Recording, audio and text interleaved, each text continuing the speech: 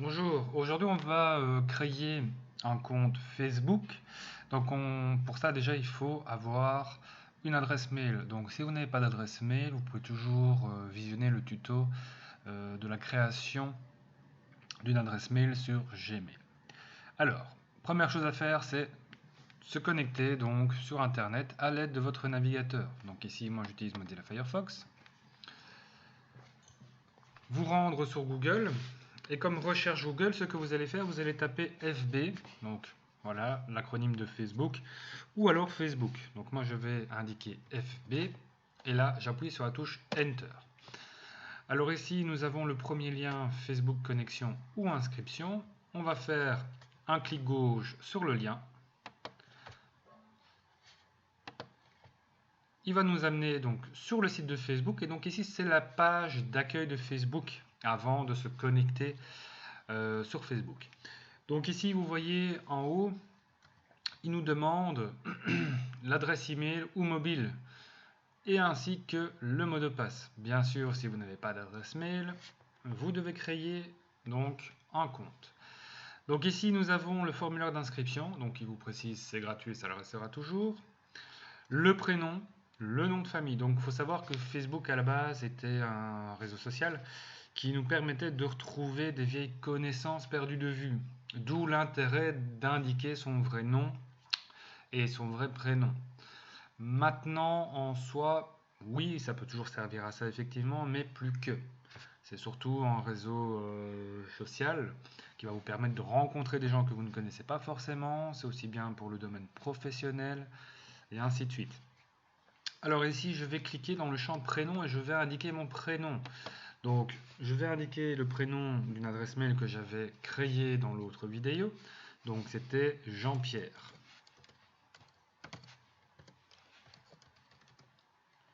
Comme ceci. Ensuite, le nom de famille du Zozois. Voilà. Alors ici, il me demande d'indiquer un numéro de mobile ou email. Donc, je vais indiquer l'adresse Gmail jeanpierreduzozois@gmail.com.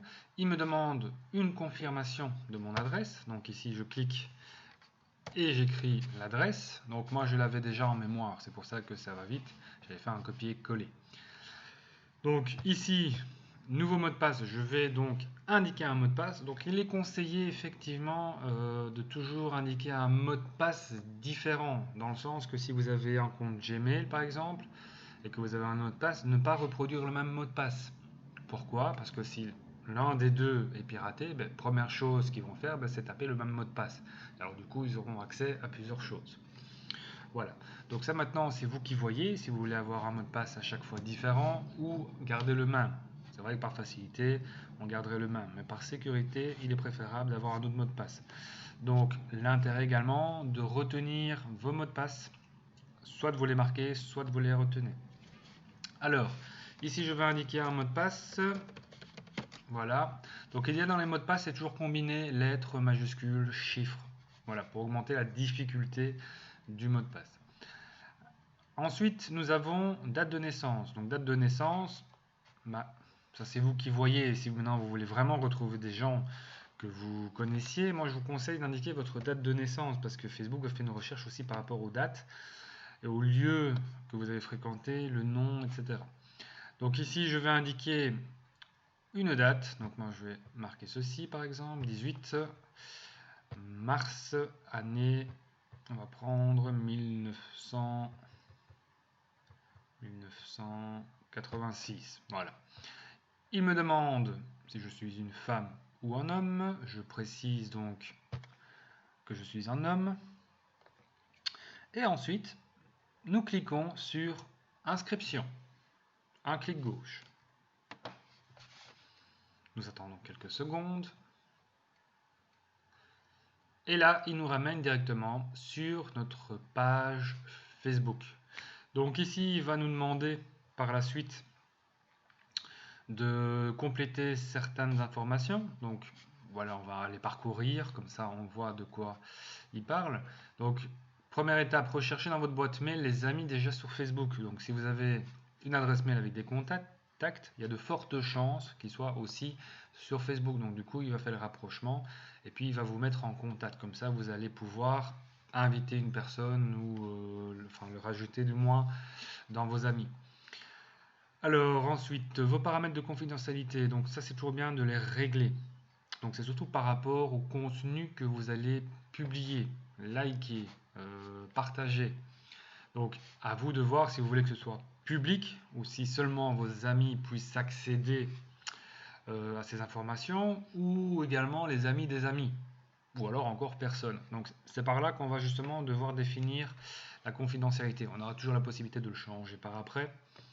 Mais voilà, tant qu'à faire, faites-le directement s'il vous le propose.